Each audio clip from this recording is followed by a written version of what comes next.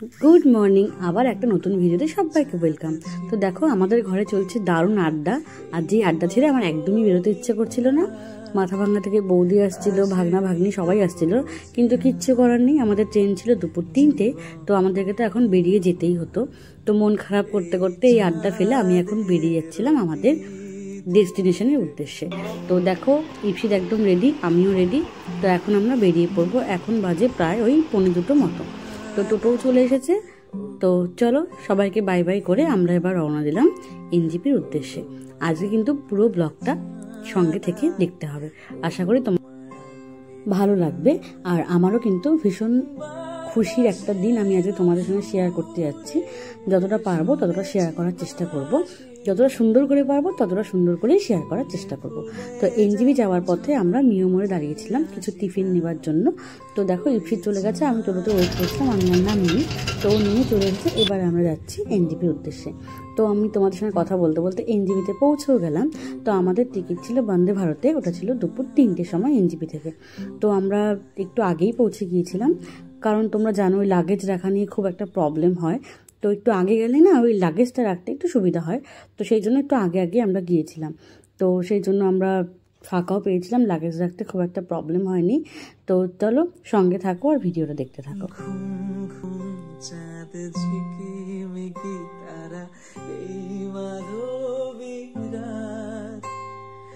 আসেনি তো বুঝিয়া জীবন। তো দেখো এখন বাজে 3টে আর ট্রেন ছেড়ে গেল এনজিপি স্টেশন থেকে। তো আমরা চললাম আমাদের গন্তব্যের দিকে। তো আমার তো প্রচণ্ড ঘুম পাচ্ছিল, ট্রেনে উঠলেই আমার কেমন যেন একটা ঘুম ঘুম পায়। তো ভাবছিলাম এখনই ঘুমাবো, থাক আর একটু প্রকৃতিটা দেখে নিই তারপর ঘুমাবো। তো আমি প্রকৃতির এত সুন্দর দৃশ্য দেখতে দেখতে চলছিলাম। তো একটু একটু বৃষ্টি হচ্ছিল মাঝে। তো এতদিন থেকে তো কোনো বৃষ্টিই নেই। তো আমি ভাবছিলাম এখন বৃষ্টি হচ্ছে, কলকাতায় গিয়ে যদি আরও বেশি করে বৃষ্টি হয় তো জল জমে যাবে। তো আমি শুনলাম কলকাতায়ও নাকি বৃষ্টি হচ্ছিল। তো যাই হোক, আমি তারপর একটু ঘুম দিয়ে নিলাম। তারপর ঘুম থেকে উঠে আমি একটু দুধ চা আর চিপস খেয়ে নিলাম। আর তারপর এই 8টা নাগাদ ওই টিফিনটা করেছিলাম। আমাদের ছিল 2টো ভেজ স্যান্ডউইচ আর ক্রিমি চিকেন রোল। এই ক্রিমি চিকেন রোলটা আমি এত ভালোবাসি কেন জানি না। তো দেখো ওই 10:30 থেকে 11:45 নাগাদ আমরা পৌঁছে গেলাম হাওড়া স্টেশনে। আমার ঘড়িতে তখন বাজে প্রায় 11টা বাজতে 10 মিনিট। তো তখন আমরা হাওড়া স্টেশনে পৌঁছে বাইরে বেরিয়ে একটা ক্যাব করে নিয়েছিলাম। তো আমরা এখন যাব আমাদের হোটেলের উদ্দেশ্যে। আমাদের কিন্তু হোটেল আগে থেকেই বুক করা ছিল। তো আমাদের হোটেলটা ছিল শিয়ালদার কাছাকাছি, সেখান থেকে আমাদের সব কিছু সুবিধা হতো বলে তো সেই জন্য আমাদের শিয়ালদার কাছাকাছি হোটেলটা নেওয়া হয়েছিল। তো এত রাত্রে কলকাতায় আমি কখনো এর আগে যতবার এসেছি এত রাত্রিবেলা কখনো থাকা হয়নি। তো এইবারই প্রথম এই রাত্রের বেলাটাতে এরকম বেরোনো, ভীষণ ভালো লাগছিল। এত ফাঁকা ফাঁকা তো কলকাতাকে আমি দেখিনি, সবসময় দেখি এত ঘিঞ্জি ভিড়। এই রাত্রি তখন 11:30 মতো বাজে বলে হয়তো একটু ফাঁকা ফাঁকা ছিল। তো দেখো আমরা হোটেলে পৌঁছে গিয়েছি, এখন চেক ইন করবো। চেক ইন করে ফ্রেশ হয়ে প্রচণ্ড খিদে পেয়ে গেছে, কতক্ষণে খাবো, আমার প্রচণ্ড প্রচণ্ড প্রচণ্ড খিদে পাচ্ছিল। তো ফ্রেশ হয়ে তারপর খেয়ে নেব। তো চলো সঙ্গে থাকো, কি খাবো সেটাও আমি তোমাদের সঙ্গে শেয়ার করবো। আমি যা চেয়েছি তুমি তা দিয়েছো ঢেলে, মন মোর ময়ূরী হয়ে আজ। এখানে আছে আর মাছ ভাপা, আর আছে সাদা ভাত, আর ইপসির অর্ডার করেছিল একটা চিলি চিকেন আর এগ চিকেন ফ্রাইড রাইস। তো আর মাছটা কিন্তু মা বানিয়ে দিয়েছিল বাড়ি থেকে। আমি আর মাছ খেতে ভীষণ ভালোবাসি আর ভাপাটাই খেতে বেশি পছন্দ করি। তো খেয়ে দিয়ে ঘুমিয়ে পড়েছিলাম। আর দেখো পরের দিন ঘুম থেকে উঠেই দেখছি প্রচণ্ড বৃষ্টি হচ্ছিল। সকালে তখন বাজে প্রায় ওই 7:30 মতো। এত বৃষ্টিকে ভাবছিলাম আমি বাইরে কোথায় ওয়েট করব, ও তো চলে যাবে অফিসের ভেতরে। তো বাইরে আমি দাঁড়িয়ে থাকলে এই বৃষ্টির মধ্যে কোথায় দাঁড়াবো, ওখানে একদমই দাঁড়ানোর জায়গা নেই। 2-একটা চায়ের দোকান আছে, এই যা। তো ভাবছিলাম বৃষ্টি যেন কমে যায় তাহলে ভীষণ ভালো হয়। তো দেখি ওই 9:30-10টা নাগাদ বৃষ্টিটা প্রায় আস্তে আস্তে কমে গিয়েছিল। আমরা বেরোনোর সময় প্রায়। তো দেখো এখন আমরা একদম রেডি হয়ে নিয়েছি, এখন আমরা যাচ্ছি আমাদের কাজের উদ্দেশ্যে। তো আজকের দিনটা আমাদের জন্য ভীষণ স্পেশাল ছিল। তো ঠাকুরকে বারবার প্রণাম করে নিচ্ছিলাম, সব যেন খুব ভালো মতো হয়ে যায়। বাবা মাকেও মনে মনে প্রণাম করছিলাম। তো তারপর আমরা এখান থেকে বেরিয়ে পড়লাম। আমরা প্রথমে যাচ্ছিলাম এই ট্যাক্সি নিয়ে শিয়ালদা, তারপর শিয়ালদা থেকে আমি মেট্রো করে যাব করুণাময়ী। তো সঙ্গে থাকো, দেখতে থাকো। আকাশে তুমি যে ধ্রুব তারা, তুমি ছাড়া আমি হই যাই যে দিশাহারা। আমারই আকাশে তুমি যে ধ্রুব তারা, তুমি ছাড়া আমি যে হয়ে যাই দিশাহারা। ও জীবন আর মরণে আমি। দেখো আমরা পৌঁছে গেছি এখন করুণাময়ীতে। তো ইপসিত চলে গেল ভেতরে, আর আমি বাইরে এই কাকিমণির সঙ্গে বসেছিলাম। এই কাকিমণিরও কিন্তু মেয়ের জন্য এসেছিল। তো আমরা সবাই বাইরে অপেক্ষা করছিলাম। ওই দিন অনেকগুলো ক্যান্ডিডেট ছিল। তো প্রায় 2:30 নাগাদ ওরা বেরোলো, তখনও ওদের হয়নি। ওদের তখন লাঞ্চ টাইম পড়ে গিয়েছিল বলে ওদেরকে বলেছিল আরও আধা ঘন্টা পর যেতে। তো তারপর আমরা এই পাশেই যে ক্যান্টিনটা আছে এখানে গিয়েছিলাম, এখানে আমরা লাঞ্চ করেছিলাম। আমরা আগের বার এসে কিন্তু এখানেই লাঞ্চ করেছিলাম। আমরা নিয়েছিলাম 3 জনের চিকেন থালি। তো আমাদেরকে অনেকক্ষণ ওয়েট করতে হয়েছিল, 15 মিনিট মতো, কারণ তখন ভাত শেষ হয়ে গিয়েছে। যাই হোক, খাওয়া দাওয়া করে ওরা আবার ভেতরে গেল। তারপর এই যে 4টা নাগাদ একটু বেরিয়েছে, তখন ওর কাজ অলরেডি হয়ে গেছে, সবটা ভালো মতো ঠাকুর ঠাকুর করে হয়ে গেছে। এবারে আমরা যাচ্ছি আবার মেট্রোর দিকে। আমার শরীরটা একটু খারাপ লাগছিল এতক্ষণ বাইরে বসে। তো তারপরে এখন যাচ্ছি আমরা মেট্রো করে আমাদের রুমে। সেখানে গিয়ে আমি একটু ফ্রেশ হয়ে বেরোবো। প্রথমে কথা হয়েছিল কলেজ স্ট্রিট যাবো, কিন্তু শরীরটা আমার একদম সাথ দিচ্ছিল না।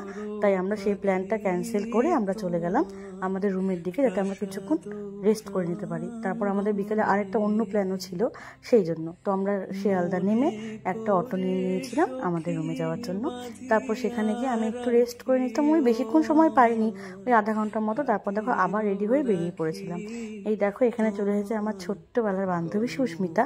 তোমরা আগেও অনেক দিন আগের একটা ব্লগে দেখেছিলে, কলকাতায় এসে ওর সাথে দেখা হয়েছিল। তারপর এই যে আবার দেখা হলো।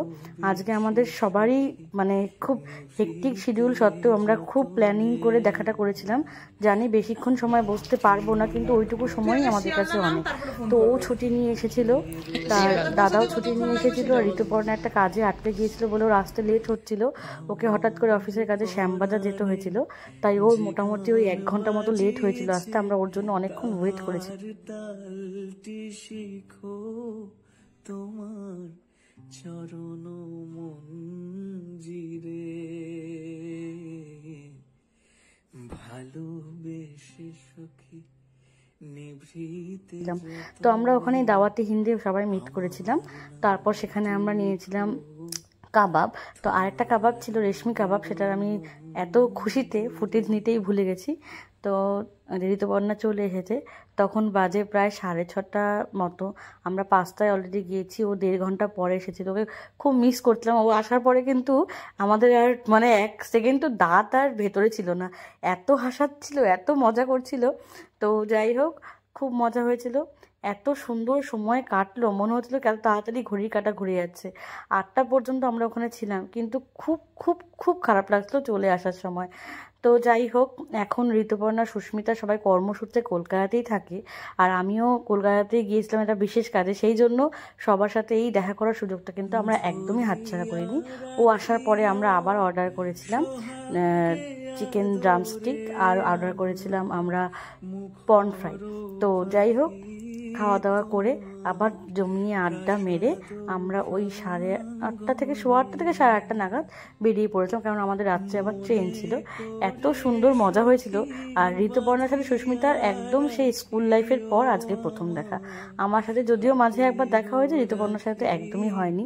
তো সেজন্য ও আরও বেশি এক্সাইটেড ছিল, আরও সুন্দর ফুল নিয়ে এসেছিল সবার জন্য, আর খুব মজা করছিল। তাই ভাবছিলাম ও যতক্ষণ আসেনি ততক্ষণ একটু বোরিং হচ্ছিলাম, ও আসার পরে কিন্তু ভীষণ মজা হচ্ছিল।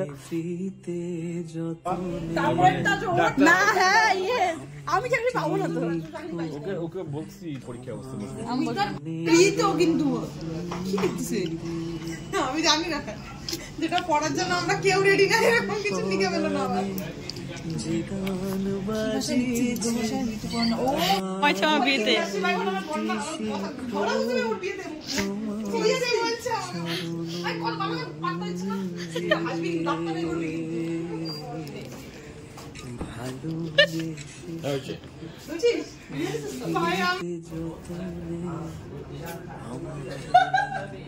তো যাই হোক, তারপর আমাদেরকে মন খারাপ করে তো বেরিয়ে যেতেই হলো, কিছু করার নেই। মনে হচ্ছিল আবার কবে আমরা দেখা করবো, কবে তার জন্য আবার দিন গুনতে হবে। এত সুন্দর সময় কাটলো, তো শেষে আমরা সেখান থেকে বেরিয়ে গেলাম। তারপর গেলাম রুমে। তো চলো দেখতে থাকো। আর এই ভিডিওটা তোমাদের কেমন লাগলো অবশ্যই কিন্তু তোমরা জানাতে ভুলবে না। আর আমরা কেন এসেছিলাম বলে দিচ্ছি, অ্যাপয়েন্টমেন্ট ডে, তো সেখান থেকেও অ্যাপয়েন্টমেন্ট নিয়ে বেরিয়েছিল। সেই জন্য আমরা আজকে আরও ভীষণ খুশি ছিলাম। আমি তোমাদের সঙ্গে অবশ্যই পরবর্তী ভিডিওতে জয়েনিং দিনটাও শেয়ার করব। তোমাদের কেমন লাগলো অবশ্যই কিন্তু তোমরা জানাতে একদম ভুলো না। বাই, দেখা হবে নেক্সট ভিডিওতে। ততক্ষণ তোমরা খুব ভালো থেকো আর সুস্থ থেকো।